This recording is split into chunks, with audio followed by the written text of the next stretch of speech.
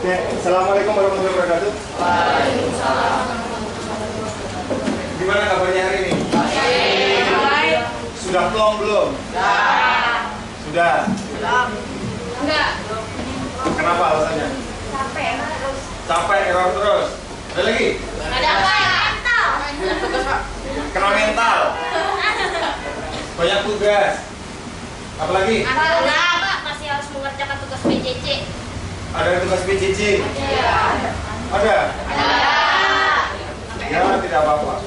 Jangan punya apa aja. Gini nah, Bapak ingin menyampaikan sesuatu. Sekarang, kalian yakin nggak bahwa kalian itu semuanya pintar? Enggak. Bentar, sekali lagi Bapak ulang. Pertanyaannya Bapak ulang. Yakin nggak kalau semuanya pintar? Yakin. Yakin nggak? Yakin. Yakin. Tidak ada satupun dari kalian itu yang bodoh. Semuanya adalah anak-anak pintar. Kalian semua ditakdirkan lahir itu membawa keunggulan kalian masing-masing. Jadi jangan pernah merasa rendah diri. Jangan pernah merasa rendah diri. Rendah diri dan rendah hati itu berbeda. Rendah diri itu apa, minder. Jangan pernah merasa minder. Ya, kalian semua itu pintar. Ya, masing-masing pintar. Pertanyaannya sekarang, sudahkah aku mengenali pintarku di mana? Sekarang mau tanya, Dit, pintarmu di mana, Dit? Kalian semua pintar. Sekarang yang Bapak tanyakan, sudahkah kalian mengenali diri kalian itu pintarnya di mana? Karena tidak mungkin, misalnya, Dit, berdiri, Dit. Oh gitu. Berdiri. Gitu. Berdiri. Contoh misalnya Diva, Ataya Fitri. No Fitri. Ya. Dia pintar melukis, ya kan? Pintar melukis. Tapi belum tentu Diva pintar matematika. Bener nggak? Benar. Lalu apakah kemudian karena tidak bisa matematika kemudian dia bodoh? Enggak kan ya? Enggak. Tetap dia adalah anak yang pintar. Duduk. Ya. Misalnya siapa namanya? Rehan. Supaya kalian sadar bahwa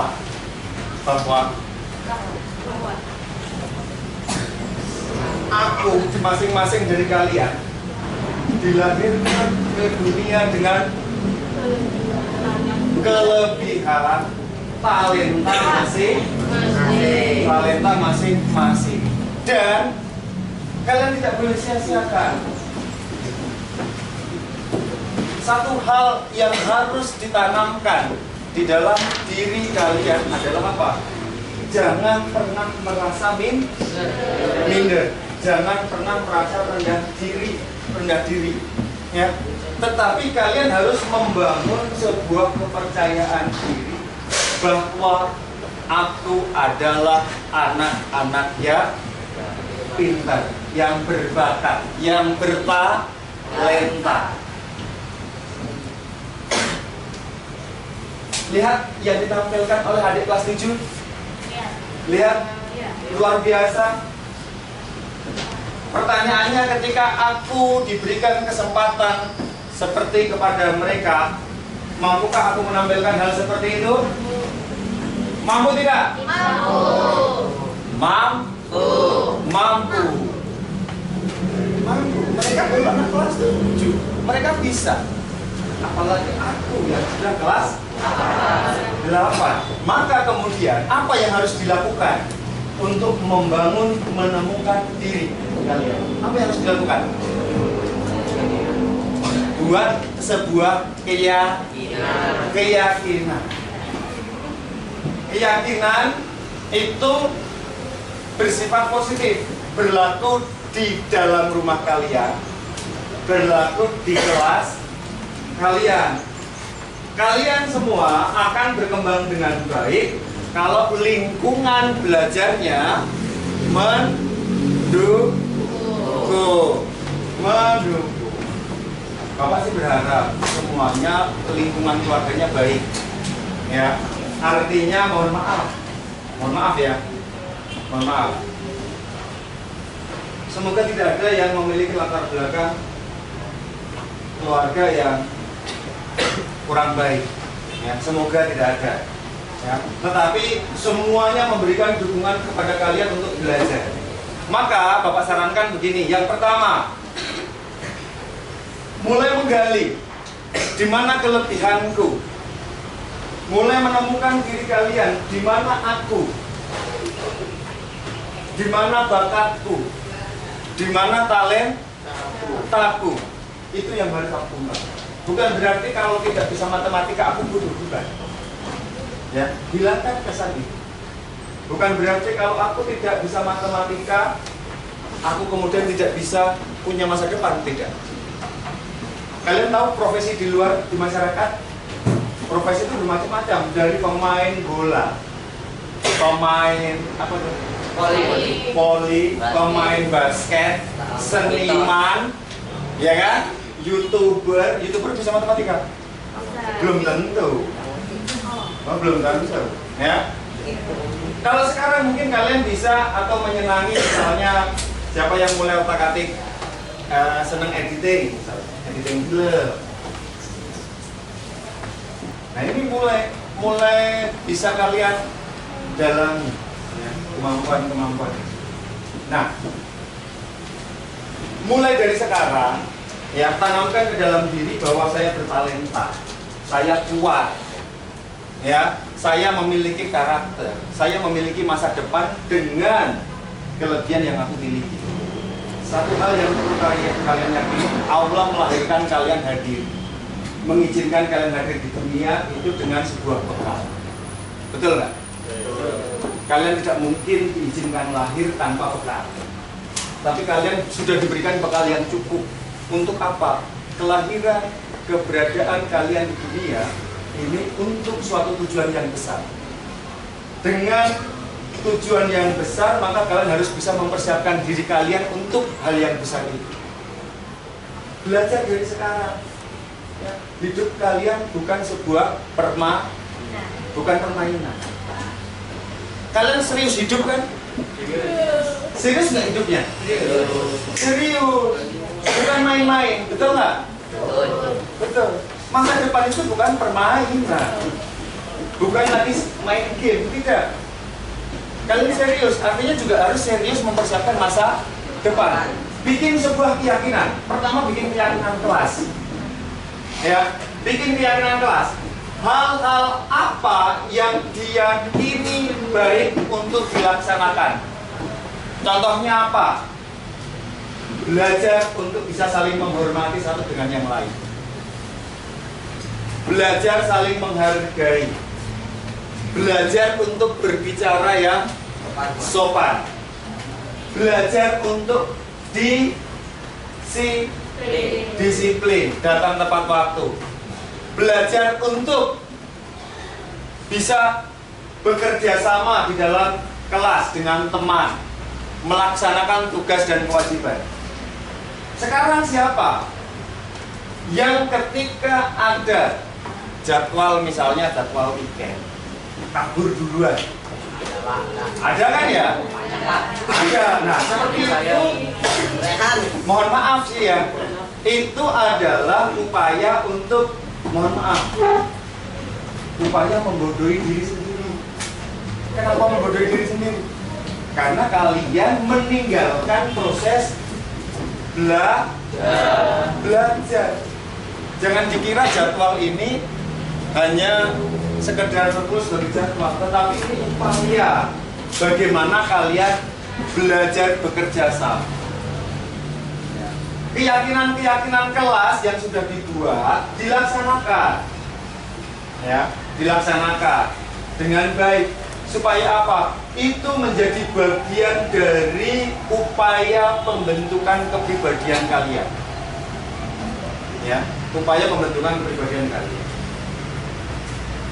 Tidak ada satupun anak-anak ini yang tidak hebat, semuanya hebat. Tidak ada yang bodoh, semuanya pintar. Tugasnya temukan talentaku di mana. Apakah kemudian Bapak Ibu guru akan mencap, dasar kamu bodoh? Ada yang begitu nggak? Semoga nggak ada. Ada. Bapak harapkan semoga nggak ada. Bapak selalu tanamkan kepada kalian kan yang pernah Bapak ajar. Bapak pernah nggak mengatakan kalian itu? Pernah nggak? Tidak pernah. Bapak akan selalu mengatakan bahwa kalian semuanya adalah anak-anak yang pintar. Ya, semuanya pintar. Tinggal menemukan diri kalian ada di mana. Sekarang, mulai dari sekarang, yakin nggak untuk melangkah mempersiapkan masa depan kalian? Yakin nggak? Yakin. Kalian dengarkan, mohon maaf ya. Kalian jangan melihat apa yang ada di dalam keluarga kalian yang sekarang. Ya. Mungkin ada yang merasa minder dengan keadaan keluarganya. Ya, keluargaku bukan keluarga orang yang kaya. Ada yang seperti itu ya? Ada yang merasa seperti itu. Mungkinkah nanti orang tuaku membiayai aku kuliah? Ada yang merasa seperti itu. Tapi itu semua hilangkan dulu, tepis dulu. Yang perlu dilakukan sekarang adalah bagaimana step by step, selangkah demi selangkah menemukan diri kalian. Aku tuh ada di mana? Aku harus berkembang di mana? Sehingga kemudian aku berkembang sesuai dengan apa yang aku harapkan. Aku bisa mencapai cita-citaku sesuai dengan talentaku. Seperti itu. Bapak sih mengharapkan begini, tidak ada lagi di rumah yang selalu mendapatkan umpatan kata-kata. Pernah? Pernah. Orang tuanya? Iya. Iya. Masih ada di sini. Masih sampai sekarang. Masih. Mohon maaf, nanti boleh nggak, berani nggak, Ma, kata Pak Stef atau Pak, kata Pak Stef nggak boleh ngomong begitu, karena kita semua anak-anak pintar. Berani nggak mengatakan begitu? Berani. Hah? Supaya apa? Ya, supaya apa? Kalian itu betul-betul anak-anak pintar semuanya. Kalian itu diberikan talenta. Kalian lahir, itu nantinya kalian akan tumbuh berkembang menjadi orang-orang hebat. Kalau kalian diberikan ruang belajar yang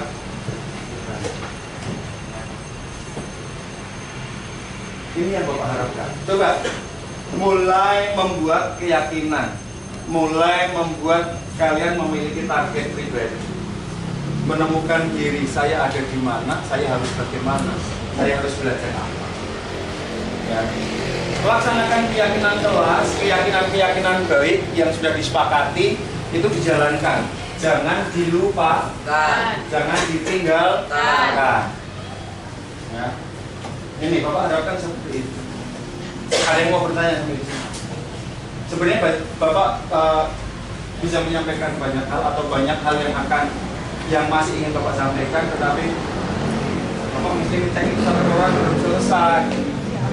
Si Dava itu masih utuh soalnya, belum sempat ngerjain. Ya kalian bersyukur yang sekarang di sini udah selesai, yang lancar tanpa halangan. Di kelas lab 1-2 masih ada berapa orang itu? Masih ada 7. Anak yang kita lahirkan itu sudah membawa sifat-sifat, baik itu sifat baik ataupun sifat buruk. Benar nggak Bapak Ibu? Betul ya. Jadi ada sifat-sifat dasar yang dibangun.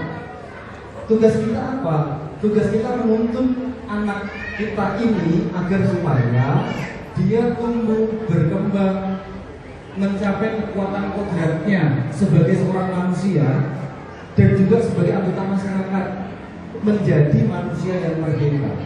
Apa kata makna merdeka?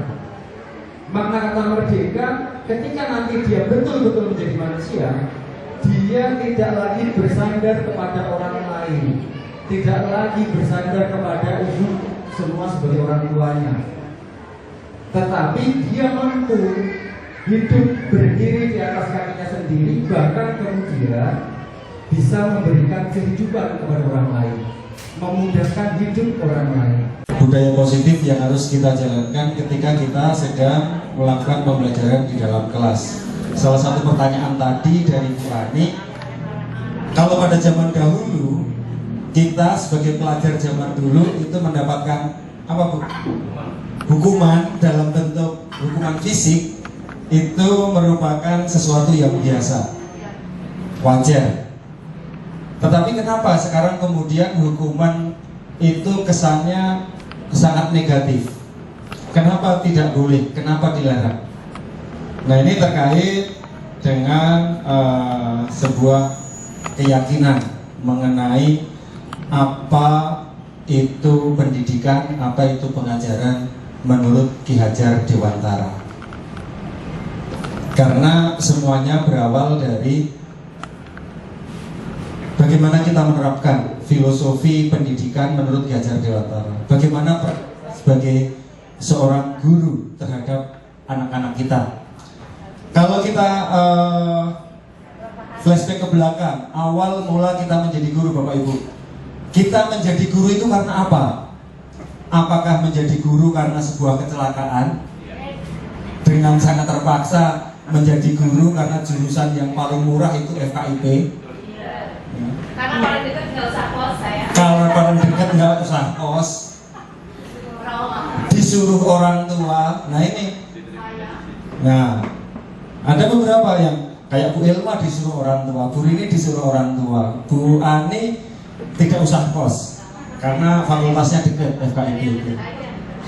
Cari yang murah dan seterusnya. Motivasi awal untuk kita menjadi guru itu kemudian akan mempengaruhi cara pandang kita di dalam menjalani profesi kita menjadi seorang guru. Ketika mungkin ada di antara Bapak Ibu yang betul-betul dari awalnya ingin menjadi seorang guru, yang betul-betul ingin mengabdikan hidupnya untuk menjadi seorang guru, ini akan memiliki cara pandang yang berbeda. Oke, kita masuk ke apa yang ditanyakan oleh Bu Ani tadi. Kenapa hukuman tidak boleh? Kenapa kita menghukum secara fisik tidak boleh? Begini Bu, menurut Ki Hajar Dewantara, Ki Hajar Dewantara itu adalah dikenal sebagai Bapak Pendidikan Indonesia ya Pak ya, Bapak Pendidikan Indonesia. Pada awal, nah ini pendidikan dan pengajaran menurut Ki Hajar Dewantara. Pendidikan dan pengajaran merupakan usaha persiapan dan persediaan untuk segala kepentingan hidup manusia, baik dalam hidup bermasyarakat maupun hidup berbudaya dalam arti seluas-luasnya. Ki Hajar Dewantara itu menganut prinsip konvergen teori. Konvergensi teori. Apa itu konvergensi teori? Konvergensi teori itu memandang bahwa setiap anak yang lahir itu seumpama apa? Bukan seumpama kertas putih yang kosong, tetapi konvergensi teori itu melihat bahwa setiap anak yang lahir itu sudah membawa takdirnya masing-masing. Takdir itu berupa goresan-goresan yang suram, baik yang bersifat baik ataupun yang bersifat tidak baik. Takdir itu yang diyakini oleh Ki Hajar Dewantara, bahwa setiap anak yang lahir itu sudah membawa takdirnya masing-masing. Takdir baik itu menjadi tugas kita, bagaimana supaya takdir baik itu menjadi semakin kuat, goresan-goresan suram itu menjadi semakin nyata, Tetapi pada saat yang bersamaan, bagaimana kemudian pendidikan dan pengajaran yang kita lakukan menyamarkan goresan-goresan yang bersifat tidak baik itu. Itu konvergensi teori. Nah, di sini Bu, kita yang kemudian harus mengenali takdir setiap anak. Takdir setiap anak. Maka kemudian dengan kondisi yang seperti itu, seorang guru itu diumpamakan begini. Diumpamakan seorang petani. Petani yang menanam jagung. Petani yang menanam jagung. Petani, kita sebagai seorang petani yang menanam jagung, kita tidak bisa merubah takdirnya jagung. Yang tetap jagung, tetaplah tumbuh sebagai jagung. Kita tidak bisa mengharapkan tumbuhnya padi ketika menanam jagung. Demikian juga anak-anak kita di kelas. Mereka masing-masing sudah membawa takdirnya sendiri-sendiri. Ada anak-anak yang pintar IPA, tidak bisa kita paksakan dia juga pada saat yang bersamaan pintar matematika. Atau pada saat yang bersamaan dia juga bisa olahraga, seni budaya dan seterusnya. Anak hanya akan memiliki mungkin 1 atau 2 kadernya yang dominan. Nah, guru tugasnya apa? Tugasnya menuntun segala kodrat yang ada di dalam diri anak, agar kodrat itu mampu mencapai kekuatan terbaiknya, sehingga membawanya sebagai manusia yang merdeka, baik sebagai seorang pribadi ataupun merdeka sebagai anggota masyarakat. Merdeka sebagai seorang pribadi artinya di kehidupannya dia tidak lagi tergantung kepada orang lain. Tidak lagi tergantung kepada orang lain, tetapi mampu hidup oleh dirinya sendiri. Bahkan kemudian dengan apa yang dimiliki, apa yang dia mampu memberikan sesuatu bagi orang lain untuk bisa mencapai kemerdekaan. Nah, ini tujuan pendidikan, menuntun segala kodrat yang ada pada anak-anak agar mereka dapat mencapai keselamatan dan kebahagiaan setinggi-tingginya, baik sebagai anggota manusia maupun anggota masyarakat. Ini yang kemudian kalau kita refleksi ke belakang dalam perjalanan kita sebagai seorang guru, kita terkadang memaksakan, "Nak, kenapa ulanganmu jelek? Nak, kenapa kamu nggak bisa mendapatkan nilai 100? Di dalam pendidikan, menurut Ki Hajar Dewantara, kita tidak bisa memaksakan anak untuk bisa mencapai target apa yang ditetapkan oleh kurikulum. Makanya kemudian di dalam kurikulum Merdeka yang dilakukan sekarang tidak dituntut adanya KKM. Tidak dituntut adanya KKM. Yang dikejar bukan konten, tetapi yang dikejar adalah yang dikejar bukan konten, tetapi yang dikejar adalah kompetensi. Makanya kemarin pada saat pelaksanaan program P5, sebenarnya kita tidak mengejar konten, tetapi alhamdulillah seperti yang dikatakan Pak Amir, pengen bikin kontrakan 2 pintu menjadi sebuah apartemen. Alhamdulillah, kontennya dapat, kemudian kemampuannya juga terasah. Nah, di sini kemudian kalau Bapak Ibu guru sebagai wali kelas 7 kemarin melihat, masing-masing anak tentunya kemudian akan menunjukkan minat yang berbeda, bakat yang berbeda, potensi yang berbeda. Di mana kemudian kita tidak bisa memaksakan, kamu harus bisa nari pendek, kamu harus bisa nari piring, kamu harus bisa nari gambyong. Tidak bisa semuanya disamaratakan. Lalu apa yang harus kita lakukan sebagai seorang guru? Pembelajaran berdiferensiasi. Pembelajaran berdiferensiasi. seturut dengan bakat, minat, dan kesiapan belajarnya. Ada di dalam praktek kemarin ada seorang anak dari kelas 75 Benten. Mungkin Bapak Ibu guru yang mengajar mungkin tahu Benten ya. Benten itu ternyata meskipun Benten itu memiliki kelebihan yang seperti itu, tetapi ternyata ketika di panggung dia turut tampil. Saya mengamati ternyata turut tampil, bisa turut ambil bagian di dalam pementasan kelas 75. Berarti apa? Kompetensi Benten ya seperti itu. Itu yang harus kita hargai. Dia tidak bisa kita kemudian tekan untuk bisa tampil lebih atau menguasai sesuatu yang lebih, tidak bisa. Karena memang karakter dan kesiapan belajarnya seperti itu. Ini yang kemudian harus kita pahami dari masing-masing anak murid kita. Kita tidak bisa menyatakan dalam satu ukuran. Kita tidak bisa atau tidak boleh menggunakan satu ukuran terhadap seluruh siswa yang kita ajar. Ini kemudian Bapak Ibu guru dituntut untuk bijak dan bijaksana di dalam melihat, di dalam memberikan nilai, di dalam mengukur, mengevaluasi putra-putrinya di dalam kelas. Akan sangat berdosa kalau kita mengharapkan takdirnya jagung tumbuh sebagai padi.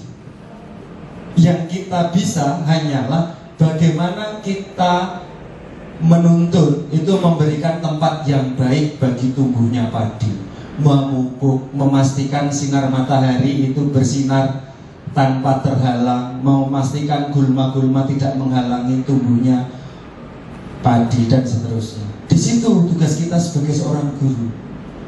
Ya, bagaimana kita menciptakan sebuah ekosistem belajar di dalam kelas sehingga anak-anak ini tumbuh, berkembang, belajar seturut dengan apa yang menjadi takdirnya. Tidak bisa kita paksakan. Kalau si A bisa mendapatkan nilai 100, kamu harus bisa mendapatkan nilai 100. Tidak bisa seperti itu lagi. Kemudian, Pak, kenapa kalau kemudian kita menghukum fisik itu menjadi tidak baik?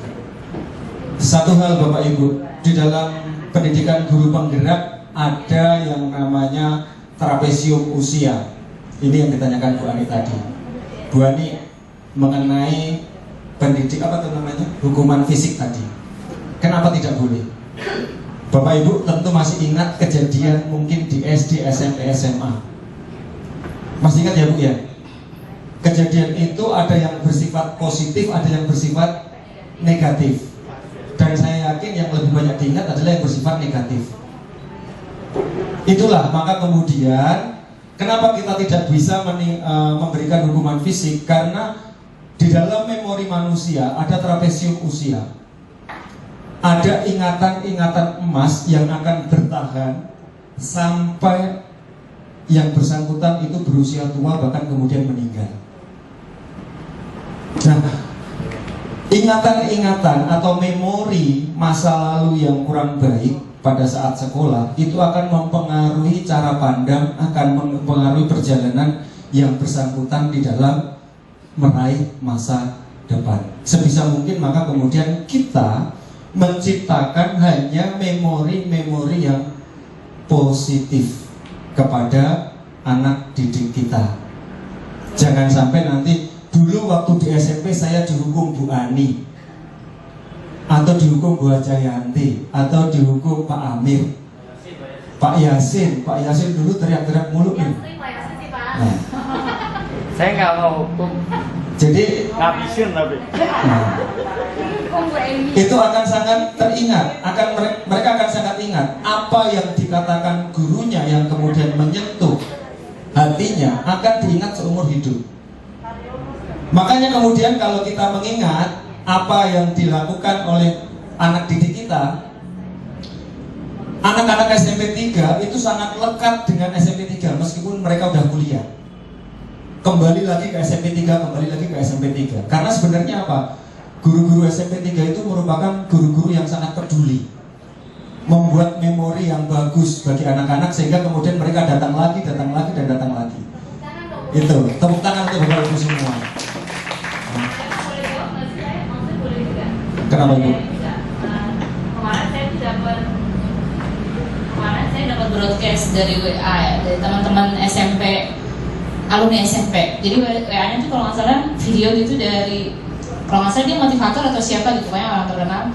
Terus dia bilang, dia cerita di video itu sebentar dari TikTok gitu kayaknya. Jadi kemarin dia bilang ya, kemarin kami kumpul-kumpul alumni gitu, alumni SMP, SD gitu. Terus ternyata di acara kumpul-kumpul itu kami tuh ngetawain masa lalu kami gitu loh, yang jelek-jeleknya gitu, yang dipanggil guru lah, yang kabur lah gitu. Dan kita tuh cerita sambil happy gitu kata dia, bahagia gitu, cerita-cerita masa lalu. Jadi kita nggak ngomongin yang dulu ranking 1, dulu dapat nilai berat 10 gitu, enggak. Tapi yang diceritain yang bikin mereka happy itu ketawa-ketawa, yang negatif-negatifnya itu. Terus sampai akhirnya dia bilang gini, jadi gak apa-apa anak kita tuh gak dapat prestasi gitu, enggak, yang penting gak apa-apa mereka kayak gitulah, kebandelan itu yang dia akan diingat, itu yang membuat mereka happy. Terus kata dia, kesimpulannya dia tuh gini, kalau mereka happy, ibarat nanti mereka menjalani masa dewasanya tuh happy gitu. Akhirnya mereka menjadi orang tua yang happy juga, melahirkan anak-anak yang happy gitu loh. Saya jadi, jadi saya kan anak saya kebetulan bermasalah banget nih yang SMA. jadi nggak apa-apa nih anak saya nih bandel-bandel gini gitu. Saya jadi mikir lagi kan gitu. Nah itu kan berarti kebalikan mungkin ya dari yang tadi gitu. Jadi kata dia ya gitu, mereka sangat menikmati waktu masa-masa bandel-bandelnya itu gitu. Panggil guru lah, diapain guru lah, dipukul guru, kabur lah, apa kayak gitu. Tapi saya, ini benar ya? Apakah ini benar gitu? Oh, jadi selama ini saya salah persepsi. Jadi saya harusnya nggak baik-baik amat gitu, berarti kayak gitu. Saya jadi bingung kan? Kayak gitu.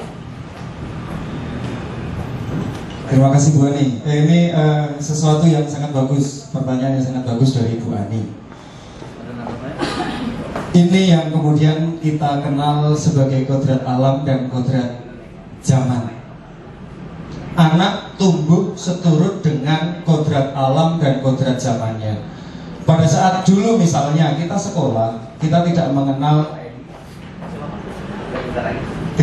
HP, belum ada HP. Ya. Kemudian ruang lingkup permainannya adalah ruang lingkup permainan tradisional yang kita praktekkan. Kemudian tadi ada seorang motivator mengatakan, sekarang anak biarkan tumbuh mereka sesuai dengan dunianya, biarkan mereka bersenang-senang. Memang betul Bu, kita tidak bisa menghalangi atau menghambat tumbuh berkembangnya anak-anak itu. Tetapi satu lagi yang bisa kita berikan apa? Tuntunannya jangan ditinggalkan. Selama itu masih sesuai dengan keyakinan hidup bersama di tengah-tengah masyarakat, keyakinan di sekolah, saya kira no problem untuk mereka hidup seturut dengan apa yang mereka cita-citakan. Tetapi kita sebagai guru jangan pernah meninggalkan atau melepaskan tuntunan yang mesti kita berikan kepada anak-anak itu. Kita tidak bisa mengekang mereka. Seperti ubaran tadi tanaman padi, biarkan dia tumbuh. Kita tidak bisa menghalangi atasnya, dihalangin apa. Kalau dengan demikian kemudian tidak bisa berkembang maksimal. Jadi saya juga setuju Bu Ani dengan apa yang disampaikan oleh motivator itu. Tetapi kita sebagai seorang guru, sebagai orang tua, jangan pernah melepaskan tuntunan yang harus tetap kita berikan. Tuntunan itu kemudian tidak berupa hardikan, tidak berupa hukuman. Tadi sudah disampaikan oleh Bu Jayanti, bagaimana kita menciptakan sebuah budaya positif, keyakinan bersama. Kalau di rumah, mungkin juga kita bisa ciptakan keyakinan yang berlaku di rumah bagi anak-anak, keyakinan yang berlaku di dalam kelas dan seterusnya. Itu yang kemudian kita tanamkan, dan itu menjadi sebuah kesepakatan bersama yang harus kita pegang, sehingga nanti apapun yang diperbuat anak ketika melenceng, ketika dia akan kita ingatkan apa yang keyakinan yang selama ini kita yakini bersama untuk bisa kita laksanakan. Begitu. Jadi nggak masalah Bu Ani, nggak masalah. Tetapi yang penting kita tidak melepaskan tuntunannya. Biarkan anak hidup seturut dengan kodrat alam dan kodrat zamannya. Oke, lanjut. Nah, tugas pendidik itu hanya dapat menuntun tumbuh atau hidupnya kekuatan kodrat ya, yang ada pada anak-anak agar dapat memperbaiki lakunya, bukan dasarnya. Dasarnya takdirnya sebagai apa tadi? Ya sudah itu yang memang harus terjadi seperti itu. Tetapi bukan berarti kemudian guru tidak bisa mengambil peran. Tumbuhnya kekuatan kodrat anak. Dalam menuntun laku dan pertumbuhan kodrat anak, KHD mengibaratkan peran pendidik sebagai seorang petani atau tukang kebun. Anak-anak itu seperti biji tumbuhan yang disemai, ditanam Pak Tani atau tukang kebun di lahan yang telah disediakan. Jadi kita menyemai apa, ya tumbuhnya sesuai dengan biji yang kita semai. Tidak kemudian kita menyebar padi tumbuh jagung, menyebar kedelai tumbuh pepaya. Tidak. Kodrat anak itu sudah ada, kita tidak bisa memaksakan. Ini yang kemudian sering kita lupakan. Maka kemudian terkadang ada seorang ulama dari Jawa Timur, siapa ini? Saya lupa. Yang dalam aku berikan Mekah bersama. Siapa ya? Yasin. Coba cek di HP. Haji Maimun. Yasin apa? Haji Maimun Zubair itu pernah menyampaikan begini, kalau menjadi seorang guru, jangan kehendakmu yang kamu paksakan untuk terjadi pada diri anak.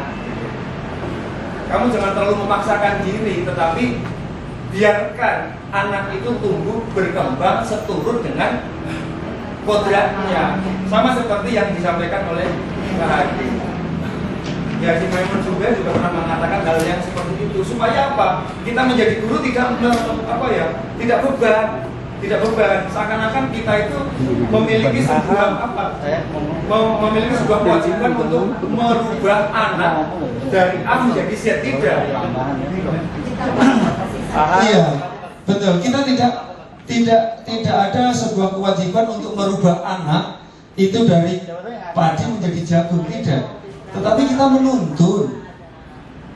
Selama kita sudah mampu memberikan tumbuh kembangnya padi ini, ya, lahannya kita siapkan, gulmanya kita bersihkan, kemudian sinar matahari kita jaga supaya tetap bersinar, tidak terhalang. Itu sudah sangat lebih dari cukup. Insya Allah nanti meskipun bibitnya kurang baik, tetapi dia akan tetap tumbuh baik. Karena kan bagaimanapun juga kan, mohon maaf nih Bapak Ibu, kalau kita tahu survei yang ada di kelas 7, yang Bapak Ibu yang mengajar di kelas 7, ini kondisinya sangat memprihatinkan. Ya, kita ternyata tidak bisa mengharapkan anak-anak kita itu semuanya berasal dari latar belakang keluarga yang mereka itu notabene diperhatikan. Tidak. Ternyata banyak juga yang berasal dari latar belakang, mohon maaf, mungkin berkekurangan, kemudian broken home banyak sekali. Broken home banyak sekali. Dan mereka banyak cerita ke kita. Ya, mereka mencari tempat bagaimana saya mendapatkan sebuah perhatian yang bisa mendukung tumbuh kembangnya saya sebagai seorang anak. Ini terutama bagi teman-teman yang mengajar di kelas 7, jangan mudah untuk mengambil suatu tindakan sebelum tahu apa yang menjadi latar belakangnya. Karena nanti setelah tahu kita akan menyesal. Seperti itu. Anak-anak ini betul sungguh memprihatinkan. Banyak sekali, bukan 1, 2. Hampir di setiap kelas ada. Mungkin Bu Nani paham, ya Bu Nani ya. Seperti itu. Ini yang kemudian bagaimana kita harus menempatkan diri sebagai seorang pendidik. Berikutnya, trilogi pendidikan dari Ki Hajar Dewantara. Trilogi yang pertama, Engarso Sung Tulodo. Nah ini yang kemudian harus bisa kita lakukan. Engarso Sung Tulodo, di depan memberi teladan, ini yang sangat-sangat berat untuk bisa kita laksanakan. Harus mampu memberikan teladan baik dan benar bagi siswanya, baik sikap, perbuatan, maupun pola pikir kita. Engarso Sung Tulodo. Lalu apa yang sudah kita lakukan untuk memberikan teladan bagi anak-anak kita di dalam kelas? Mungkin ini sebagai salah satu bentuk budaya positif yang harus mulai kita terapkan di dalam kelas kita masing-masing. Ya, budaya positif apa yang bisa kita tanamkan kepada anak-anak, itu bisa kita mulai dari diri kita sebagai pendidik. Pendidik sebagai panutan, apabila pendidik sebagai panutan memberikan teladan yang baik dan benar, maka ketika pendidik berperilaku baik, maka siswa juga akan menjadi baik. Bahkan mereka bisa menjadi lebih baik daripada pendidik itu sendiri. Mohon maaf Bapak Ibu, saya contohkan mengenai pembiasaan pagi kita. Ada Pak Ustadz Yasin kebetulan di sini. Hadir. Pembiasaan kita dari Senin, Selasa, Rabu, Kamis, Jumat. Itu adalah pembiasaan baik, budaya positif yang mencoba untuk ditanamkan bagi siswa-siswi kita. Budaya positif disiplin. Kemudian hari Selasa kita literasi budaya, mendorong anak untuk tampil kreatif, berani, kolaboratif. Di hari Rabu kita ada tadarus ya Pak. Hari Rabu ada tadarus. Yang non muslim juga ada pembiasaan di lantai 3. Di hari Kamis ada literasi. Di hari Jumat ada yasinan. Sekarang pertanyaannya, anaknya banyak. Mohon maaf ini Bapak Ibu, anaknya banyak, semua siswa hadir. Bapak Ibu gurunya berapa yang hadir? 4, 5. Nah kan, ini paling tidak begini. Ketika pembiasaan budaya positif itu kita laksanakan di sekolah kita, paling tidak wali kelasnya ada, sehingga anak melihat, oh itu wali kelasku, malu kalau nanti aku datang terlambat. Ini sekarang sudah bulan September, tetapi pembiasaan yang hadir hanya itu saja, itu saja. Ya. Padahal sebenarnya kalau kita meniatkan diri dengan sungguh-sungguh, saya mau memberikan teladan yang baik bagi anak-anak. Anak-anak ini kalau kita datang, kemudian datang lebih pagi kita sapa, mereka itu akan sangat terkesan. Apalagi disapa oleh wali kelasnya, mereka akan ingat, oh iya, wali kelasku udah hadir lebih pagi, kemudian menyamaku, melihatku datang. Apalagi kemudian melihat aku tampil di depan pada saat literasi budaya dan seterusnya. Pak Ustadz Yasin tidak lelah-lelahnya untuk berusaha menanamkan nilai-nilai baik. Nilai-nilai baik. Dan itu harus gayung bersambut, ibaratnya begitu. Tidak bisa hanya dituangkan oleh satu orang, tetapi mohon maaf Bapak Ibu Guru, ayo bersama-sama. Budaya positif yang sudah sangat baik berjalan di SMP 3 ini, kita sama-sama dukung. Kita sama-sama dukung. Mulai dari upacara hari Senin, kemudian literasi budaya di hari Selasa. Kita akan saksikan mereka. Literasi budaya hari Selasa itu sangat luar biasa. Kalau kita tidak batasi, mungkin sampai siang anak tidak akan putus-putusnya ingin tampil. Dan bukan tampil secara pribadi, tapi kolaborasi. Kolaborasi antar tingkat kelas, kolaborasi dengan kelas lain. Ini sangat luar biasa. Ini sebagai bentuk kita memberikan ruang belajar bagi anak-anak supaya mereka bertumbuh dan berkembang. Kita berikan teladan, kita sebagai panutan datang lebih pagi, kita sapa mereka, kita baris bersama-sama di depan. Ya, kita sambut anak-anak ini, kita datang. Insya Allah nanti mereka melihat Bapak Ibu gurunya sudah hadir, mengenali satu persatu Bapak Ibu guru yang mengajar, mengenali wali kelasnya hadir lebih pagi. Pasti anak-anak menjadi lebih disiplin. Bukan tidak mungkin mereka bisa jadi lebih baik daripada pendidik itu sendiri. Ini yang memang diharapkan seperti itu. Jadi bukan karena saya datang biasa jam 6 lewat 20, jam 6 paling cepat jam 6 lewat 15. Bukan karena apa, tetapi saya senang ketika melihat anak-anak itu datang, kemudian diantar orang tuanya, kemudian mereka melakukan salam. Bismillahirrahmanirrahim. Assalamualaikum warahmatullahi wabarakatuh. Alhamdulillahirrahmanirrahim. Nama ba'du. Tadi Pak Har sempat bicara tentang kodrat. Kodrat itu takdir. Kalau kita bicara tentang takdir, itu tangkosimu ila kismaini. Takdir itu ada dua. Saya terjemahin, tenang Bu. Ya, takdir mu'alaq sama takdir mubram. Jadi kalau takdir mubram itu benar-benar nggak bisa dirubah. Tapi takdir mu'alaq bisa dirubah. Tadinya sakit, sembuh, minum obat. Tadinya nggak pinter, jadi saya nggak ngomong bodoh ya. Tadinya nggak pinter, jadi pinter karena belajar. Itu dia. Nah ini ada kaitannya nih, ada kaitannya tentang Pak Step yang tadi bicara tentang kodrat, tentang di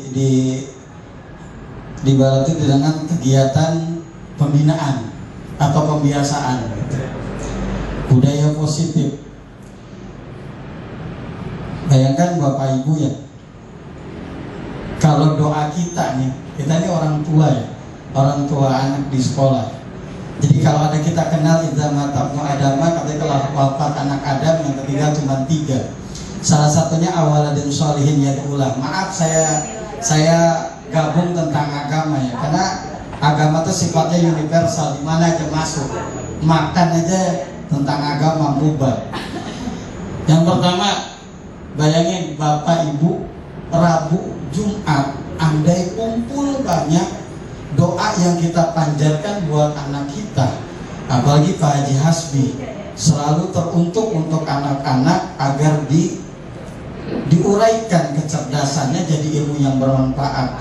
Kita kumpul berapa orang? Kalau kita semuanya kumpul, apa enggak meledak tuh langit ke-7, kita dikabulkan doa kita.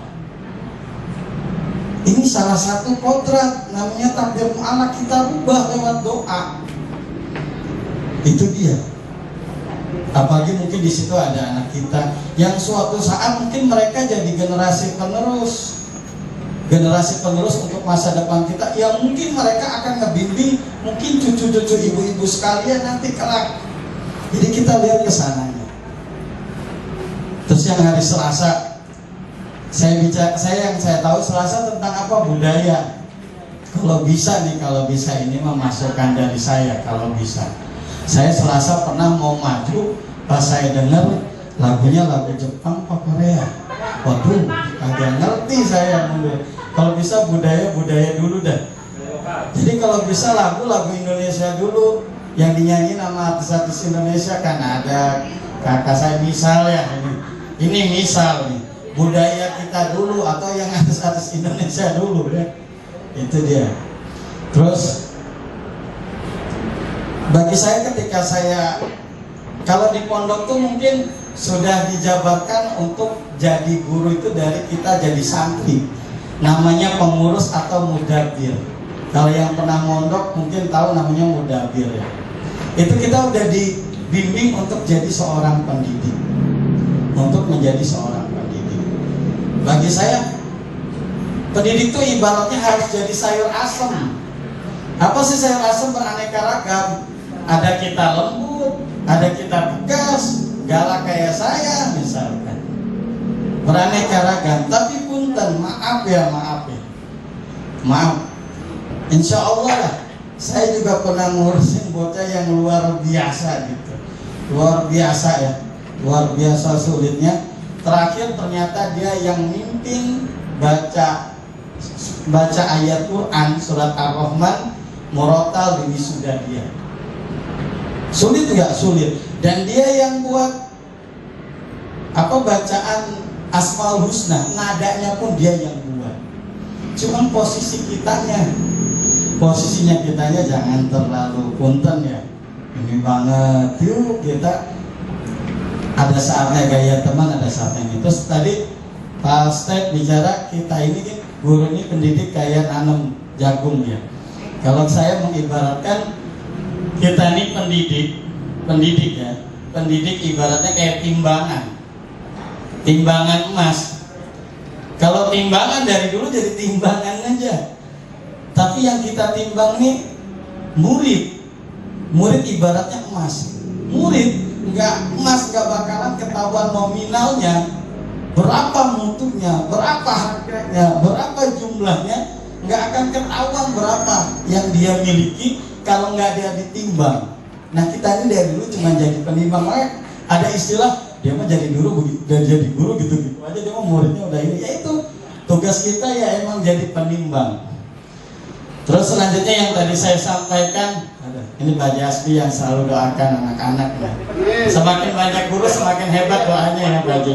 Terus sedikit, tadi saya pas Bu Haji Yanti ngomong, saya pengen ngomong juga Pak Haji. Nah, tadi Bu Haji Yanti bicara kita nih zaman digital ya. Jangan digital, yang ngedengerin saya doain masuk surga sekeluarga. Haji Bu Haji Yanti bilang tadi anak tuh sudah menguasai teori dari media. Tapi ingat, silakan buka dalam kitab Halimut Ta'lim kalau pernah dipelajari. Ala latanal ilma ila bisitatin. Syarat untuk ilmu itu ada 6. Salah satunya irsyadul mustajid, petunjuk guru. Jadi hati-hati, enggak semua yang ada isi teori yang ada di media tuh dibenarkan. Ada saatnya mereka nanya dan tetap ke kita, posisinya di situ. Dan tentang Abuya Syekh Kiai Haji Maimun Jubair, beliau memang pernah bikin kata-kata, kalau jadi guru udah yang penting udah ngajar aja, ikhlas aja, didik aja. Jangan pikirin gimana ntar dia udah jadi apa. Karena kenapa? Semuanya sudah digariskan oleh Allah. Nah inilah salah satunya kembali kepada takdir, salah satunya takdir mu'alak, salah satunya motivasi lewat doa dan perhatian kita lah yang akan merubah anak lebih baik lagi ke depan. Mereka bukan hanya murid, tapi mereka perantara kita dapat rezeki, jembatan kita. Yang kedua, mereka yang bakal jadi senjata kita, yang istilahnya awaladil sholihin yadulah, anak yang soleh yang doain kita juga. Itu saya, terima kasih, mohon maaf kalau lama. Ini kurang sebenarnya. Terima kasih. Assalamualaikum warahmatullahi wabarakatuh. Terima kasih Pak Ustadz yang sudah menambahkan. Jadi ini niat kita ya Bapak Ibu ya, niat kita. Ayo kita bersama-sama jadi teladan bagi anak-anak kita. Kita hadir di depan, kita pimpin anak-anak untuk mereka menemukan masa depannya dengan cara bagaimana? Mulai hari Senin, ini hari apa? Hari Senin. Mulai besok masih ada libur. Mungkin mulai hari Rabu. Ayo bersama-sama kita perkuat budaya positif yang sudah berjalan ini dengan dukungan dari Bapak Ibu Guru, terutama Bapak Ibu Guru Wali Kelas, untuk hadir lebih pagi. Insya Allah kehadiran Bapak Ibu yang lebih pagi ini akan bermakna bagi anak-anak. Mereka akan melihatnya seperti itu. Kemudian yang kedua, trilogi yang kedua itu Engmatio Mangun Karso. Kita sebagai pendidik hadir di tengah-tengah anak-anak. Hadir di tengah-tengah anak-anak. Bukan untuk menyuruh sesuatu, tetapi kita membangun karsa. Karsa itu niat, kemauan. Niat kemauan untuk apa? Niat kemauan untuk menjadi sesuatu, menciptakan sesuatu. Seperti kemarin di dalam proyek P5, hadirnya Bapak Ibu Wali Kelas, saya yakin hanya hadir begitu saja untuk mendorong, memotivasi, menyemangati. Dan kemudian anak-anak menampilkannya dalam sesuatu yang luar biasa yang sudah mereka tunjukkan.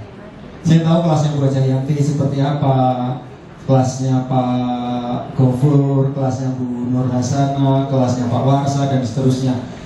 Anak-anak memiliki semangat. Pendidik haruslah berada di antara siswanya, harus mampu bertindak sebagai teman bagi siswanya. Dengan demikian, pendidik dapat leluasa membimbing dan memberikan inspirasi kepada anak didiknya, sehingga tercipta suasana belajar yang kondusif dan nyaman bagi mereka. Nah ini, kita tidak memposisikan diri lebih tinggi daripada mereka, tetapi kita teman, bersama-sama mencari. Saya sedikit cerita, ketika kemarin jam saya diambil dari kelas 8, 9, 8, 10, ada beberapa anak datang kepada saya nangis karena ditinggalkan. Kelas 8, 10, kelas 8, 9 nangis. Saya nggak ketemu bapak lagi. Memang kenapa nggak ketemu bapak, nggak ngajar lagi di kelas saya? Lo kan sudah diajar sama ibu guru yang lain yang sudah hebat saja. Ada sesuatu yang memang bagi anak itu menjadi sesuatu yang terkesan. Seperti itu. Memposisikan diri kita sebagai teman, kita bersama-sama belajar. Yang ketiga, trilogi yang ketiga dari Ganjar Dewantara itu adalah Tut Muri Anta Yani. Ini slogan pendidikan Indonesia. Pendidik selalu memberikan arahan yang baik dan benar untuk kemajuan belajar siswanya. Pendidik harus dapat memotivasi untuk lebih giat dalam belajar. Dengan demikian, mereka selalu diperhatikan, selalu mendapat pikiran-pikiran yang positif dari pendidiknya. Nah ini Ibu Bapak, dalam satu hari seberapa banyak kita memasukkan pikiran positif kepada anak didik kita. Jangan pernah kita itu sebagai pendidik keluar kata-kata anak bodoh, anak goblok dan seterusnya. Tidak. Semua anak pada hakikatnya adalah pintar, cerdas, seturut dengan kodratnya yang dia bawa. Seperti itu. Hanya kemudian kita sebagai guru harus bisa menemukan apa Bu Yanti? Menemukan kuncinya supaya mereka mencapai kekuatan terbaik dari kodrat yang dimiliki. Maka kemudian di sini kita memiliki tugas untuk senantiasa memasukkan pikiran yang positif, sehingga mereka selalu memandang ke depan dan tidak terpaku pada kondisi saat ini. Ini yang terjadi dengan beberapa peserta didik kita. Ada anak yang nangis-nangis, Pak, saya ingin pulang aja. Pak, saya ingin pulang aja. Pak, saya gimana, keluarga saya begini. Mereka terbelenggu dengan keadaan keluarga, terbelenggu dengan keadaan saat ini. Kalau kondisi mereka seperti itu, maka kemudian untuk belajar pun, untuk fokus pun mereka tidak bisa. Hadirnya kita sebagai pendidik, hadirnya kita sebagai guru, semoga bisa menyelesaikan apa yang kemudian mereka alami. Meskipun sebenarnya tanggung jawab pendidikan itu ada beberapa. Yang pertama, selain sekolah, yang bertanggung jawab terhadap pendidikan itu adalah keluarga. Yang kedua, masyarakat. Yang keempat, lingkungan. Sekolah, keluarga, masyarakat, dan lingkungan. Keempat-empatnya harus bisa bersinergi untuk menciptakan lingkungan yang positif bagi pembelajaran. Mungkin di sekolah kita sudah berusaha sekuat tenaga bagaimana caranya supaya anak belajar. Ternyata di keluarganya tidak demikian. Di sekolah, di keluarga baik, bisa jadi di lingkungan kita temukan, ya Mbak Saria. Di lingkungan pergaulan dan seterusnya ternyata ditemukan seperti itu.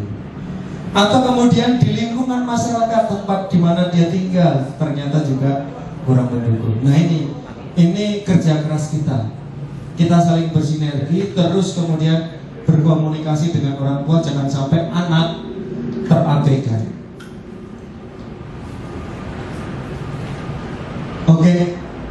Itu saja Bapak Ibu yang bisa saya sampaikan terkait dengan bagaimana kita menjalankan apa yang dikehendaki dari filosofi pendidikan Indonesia oleh Ki Hajar Dewantara dengan mengimplementasikannya di dalam budaya positif di sekolah. Mengingat kembali perjalanan diri kita sebagai seorang pendidik, panggilan hati, panggilan jiwa kita sebagai seorang pendidik, jangan sampai kemudian kita menjalankan kewajiban sekedar hanya untuk menggugurkan kewajiban, tetapi kurang niat. Karena dengan demikian, kalau seandainya itu kita terjadi dengan diri kita, mohon maaf, mungkin apa yang kita terima tidak menjadi berkah ya. Tetapi semoga dengan kita menjalankannya dengan sepenuh hati, tugas panggilan kita sebagai pendidik, kita niatkan menuntun generasi penerus bangsa ini dengan seluruh kemampuan dan jiwa kita, dengan hati kita, maka seberapapun yang kita terima pasti akan menjadi berkah, dan itu bisa menjadi jalan hidup bagi keluarga dan juga anak-anak kita. Semoga demikian. Demikian yang bisa saya sampaikan. Saya ucapkan terima kasih bagi kehadiran Bapak Ibu semuanya. Kemudian kurang lebihnya saya mohon maaf, ada kata-kata yang tidak berkenan. Saya akhiri. Wassalamualaikum warahmatullahi wabarakatuh. Tepuk tangan untuk kita semuanya. Oke, terima kasih Pak.